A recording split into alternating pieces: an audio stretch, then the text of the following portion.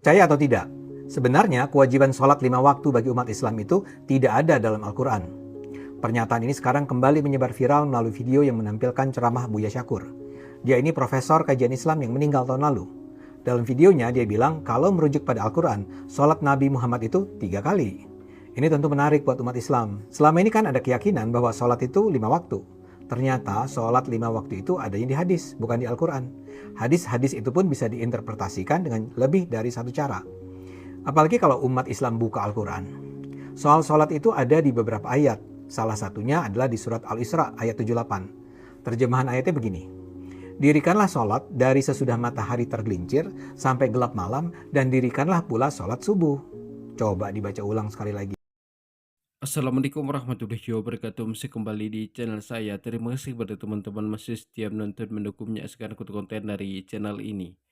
Benarkah tidak ada perintah sholat di dalam Al-Quran untuk kita laksanakan 5 kali dalam satu hari? Yang ada di dalam Al-Quran hanya 3 kali. Lalu kenapa kita melaksanakan 5 kali? Ini perintah siapa? Kalau kita mendengarkan penjelasan dari Adi Armando ini agak membingungkan kita. Karena kita melaksanakan sholat 5 kali dalam satu hari, sedangkan di dalam Al-Quran hanya 3 kali. Sebelum kita terjerumus kepada Islam liberal yang dipakai oleh Buya Syakur dan Adi Armando ini, kita akan mendengarkan bagaimana penjelasan Ustadz Abdul Somad selengkapnya. Selamat menyaksikan. Allah menurunkan Al-Quran sebagai kitab yang sempurna.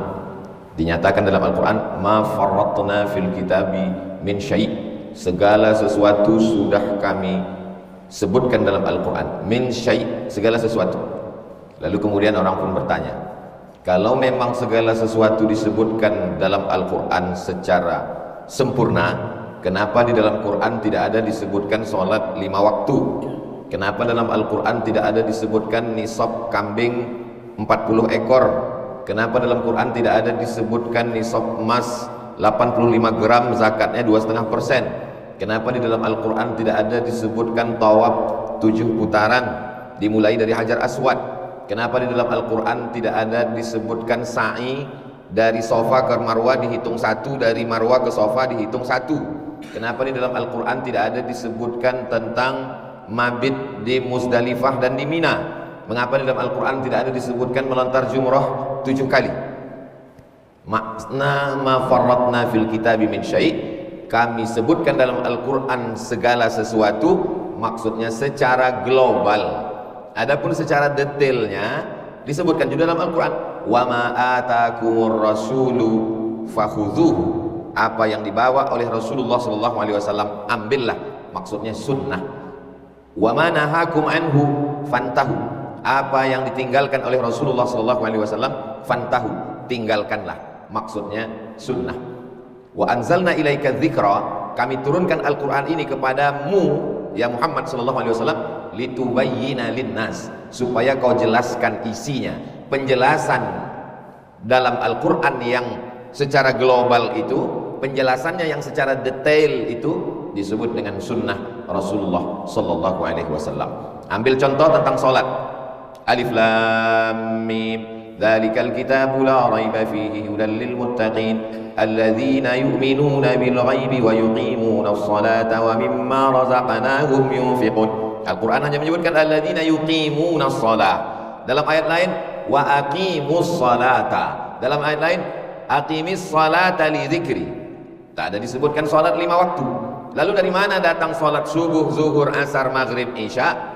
Perbuatan yang dilakukan Nabi SAW selama sepakat 10 tahun di kota Al-Madinah Al-Munawwarah, dilakukan oleh Nabi, dilihat oleh sahabat, dilakukan oleh sahabat, dilanjutkan oleh tabi'in, diteruskan tabi'in, sampailah kepada umat Islam hari ini secara mutawatir. Kalau dilakukan oleh 1 orang namanya ahad, dilakukan oleh 2 orang namanya aziz, dilakukan oleh 3 orang namanya masyhur, dilakukan oleh 4 orang, 10 orang, 100 orang, 300 orang, yang orang-orang itu mustahil untuk berdusta, maka disebut dalam ilmu hadis dengan istilah mutawatir. Ma rawahu jam'un an jam'in, diriwayatkan oleh sekelompok orang bukan satu, bukan dua, bukan tiga, tapi sekelompok, artinya lebih dari 3, 4, 10, 30, 40, 300.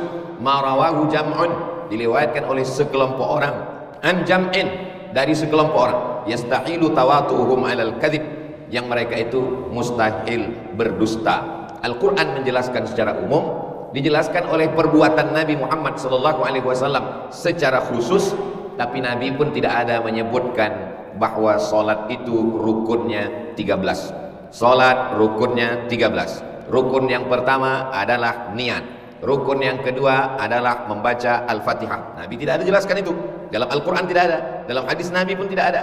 Lalu ulama menyusun. Dari mana mereka menetapkan bahwa niat itu adalah rukun?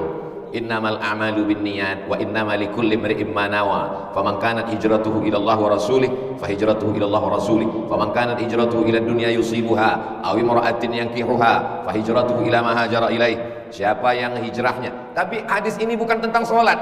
Hadis ini tentang niat hijrah. Orang mau hijrah dari kota Makkah ke kota Madinah, kata Nabi niatnya mesti karena Allah. Hadis tentang hijrah, tapi hadis niat itu dijadikan dalil sebagai rukun dalam sholat, dalam puasa, dalam haji, dalam umrah, dalam zakat, dalam sedekah, dalam segala perbuatan manusia. Dari mana Al-Fatihah dijadikan sebagai rukun dalam sholat?